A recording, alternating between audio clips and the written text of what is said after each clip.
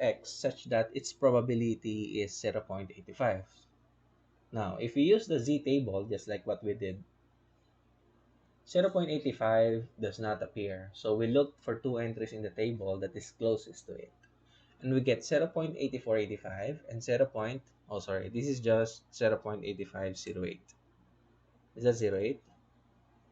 Oh, yeah, 08. Okay, so this corresponds to the standard scores of 1.03 and 1.04 respectively. Let's see. So when we say when we look at 1.03, the area must be 0.8485. So where's the 0.8485 here? 1.1 and then okay. So correct, huh? So we have 1.03, the area is 0.8485. Next is 1.04. Let's look at the area for that.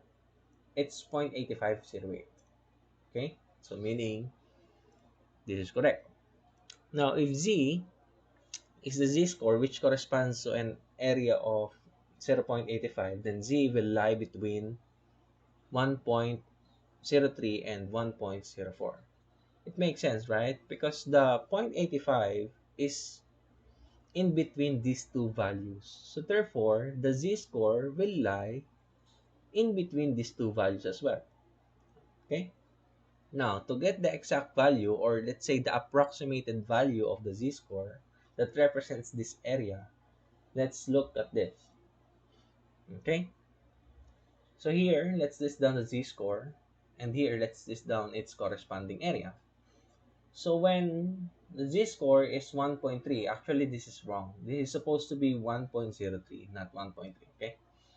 So when the z-score is 1.03, its area is this. When the z-score is 1.04, the area is this. Now, we're looking for the value or the z-score value that corresponds to this 0.8500 area. Okay? Since we're looking for that, let's represent that as x. I mean z. Z. Now, we will notice, let's say the difference between 1.03 and z is x. It's just a simple representation because we don't know the exact difference since we don't have the value of z here as of now. And then, the difference between 1.03 and 1.04 is 0.01. That's the difference for the whole. While on the other hand, on the area side, the difference between 0.8485 and 0.85 is 0.0015, while the difference between the area of 0.8485 and 0.8508 is this 0.002. Now, if you will remember during your junior high school days, there's this what we call the ratio and proportion. So we will just apply the ratio and proportion in that manner. Okay? So here, x over 1.008, meaning, remember, x is just a portion over the whole. So, portion over the whole. And here, portion again, that's 0.0015 over the whole, that's 0.0023. Okay? So simplifying that, solving for x manually will give you approximately 0.007. Therefore, the standard score, which corresponds to an area of 0.85 under the normal curve, is approximately z is approximately 1.03 plus 0.007, or that is 1.037. Now, sir, where did we get the 1.03? Remember, guys, that ideally, our value must be between 1.03 and 1.04. Okay? So, since the area of the missing z is greater than the area of the 1.03, therefore, the value of that corresponds to this area must be greater than 1.03. That's why our answer here is 1.037. Technically speaking, that's greater than 1.03. Okay? Alright. So, remember, let's go back with the problem. So, the problem here asks us to find the value of x that lie below which 85%. So here, we haven't find yet the value of x. What we have found here is the value of z. So we need to convert z to its corresponding value of x. Right? So how do we do that? So the corresponding value of normal random variable x is computed as follows. Now, if you will manipulate the formula z is equal to x minus mean over standard deviation, if you solve for x, you will get this formula. Alright? I will not show the um, derivation of that formula. You can just simply search it or just remember this formula because you will always this formula on the later part of this topic. Okay, so to convert, use this formula. So our mean is 90 plus z that we had 1.037 times the standard deviation of 8. Simplifying things, that's 98.3. So what does it mean? So this shows that 85% of all values of x will lie below 98.3. Okay? So let us try to plot that on our graph for you to understand it better. So remember here, 1.037. Okay? So 1.037, let's say this is the one, right? So let's say this is the 1.037. 1.037. Okay? So meaning, so this is the z-score. Now, that corresponds to a score of 98.3. Am I right? 98.3. Okay. So meaning, from here going down, this whole thing, 85% of the score, whatever score that is, lies from here until the end of this graph. Okay? So that is the meaning of, that's how you interpret this 98.3. That's why it says here below, meaning on the left below. Right? So let's proceed with the example number 3. So it is known that the weights of mangoes harvested in a farm are normally distributed with a mean of 220 grams and a standard deviation of 25 grams. If a mango is selected at random, what is the probability that its weight is between 180 and 250 grams? All right. So since it says here that it's normally distributed, we can convert it into z-score. I mean standard normal distribution. So the mean here is 220 and the standard deviation is 25. So we have a given mean in SD. So let's take note of that. And then a score between 180 and 250 grams. Now, there's no such thing as 180 and 250 on the table, right? So meaning, this scores represents the x, the raw value of x's. Okay? So meaning we have two values of x, 180 and 250. Right? So since the values of x are given, therefore, we will try to convert it into z. Okay? Makes sense, right? If the given is value of x, therefore, you convert it into z. Now, if the given is either probability or z, we have to find the raw value of x. Okay, so the problem requires us to determine the probability. So in notation, that's 180 is is less than x and less than 250. As you can see, x is in the middle, right? Because it says here between. That's why x is in the middle, where x represents the weights of the mangoes convert. Okay, so let's try to convert that.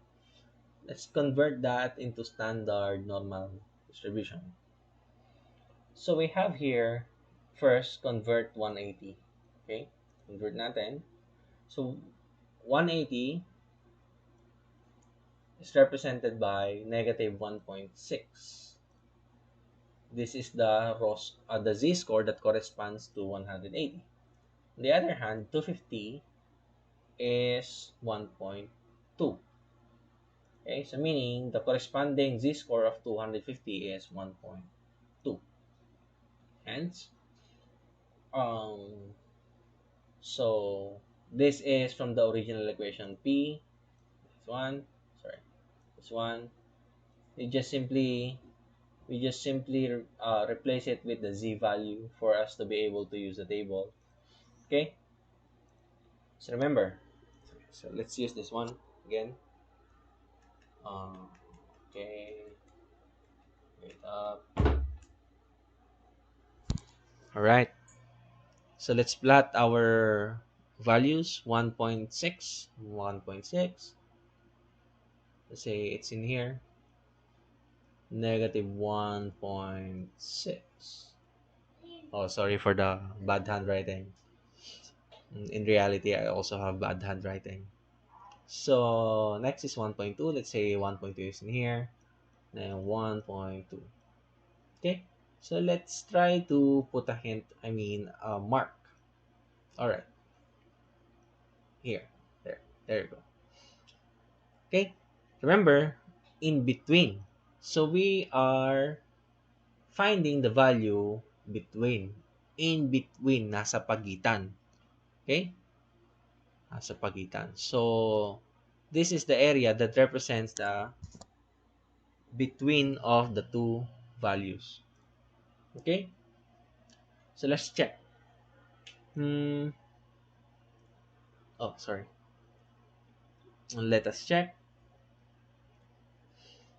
our table. So when we check our table, let's say negative 1.6. Negative 1.6, where is that?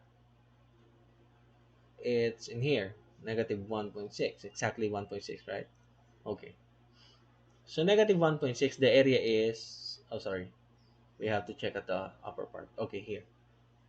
The most right. Here. Negative 1.6 is the area is 0.0548. Is that correct? Okay, here. Area is 0.0548. All right. While the 1.2, okay, again, guys, remember, using this table will give you the most left, the left portion of the value that you are looking. All right. So when you look for 1.6, meaning it gives us this area here on the left of 1.6. Always remember that. Be careful in using this table, and also be careful in using other tables from the internet, because it has, tables has their own, what do you call this, orientation in terms of using it. All right. So this is 0 point. Let me write that. Sorry. 0.0548, 0.548. All right, so let's now find 1.2.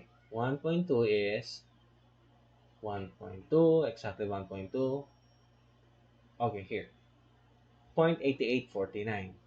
All right, let's see if that's correct. Okay, 0.8849. So meaning, uh, again, the table gave us the left value or the left area of the given value. So meaning this whole part here is the 0.8849.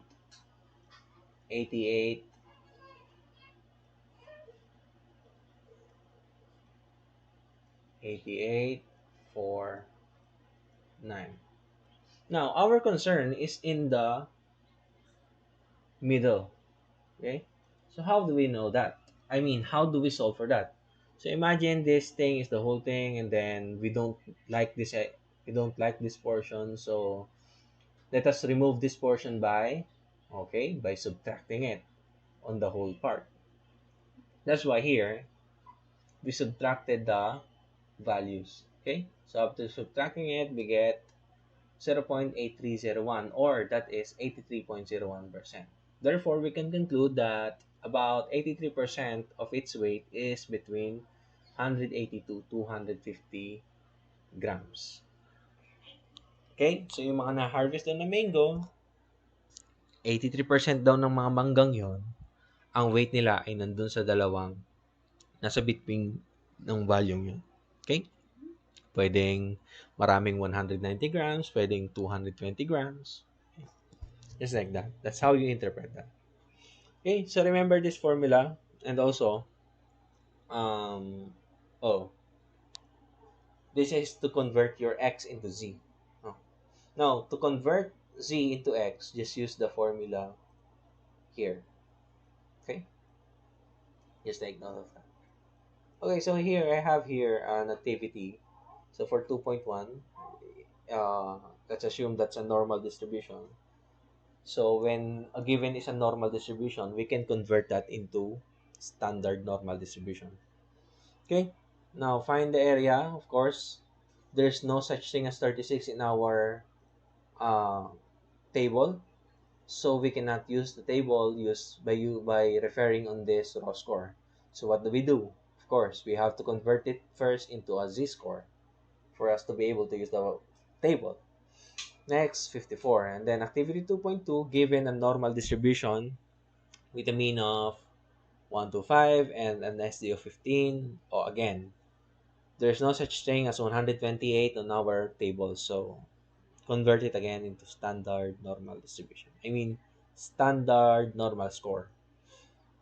Here for activity 2.3, there's a mean of 24 and standard deviation of 4. All right. So in this part, you're supposed to find the area between. Okay. Oh, by the way, here,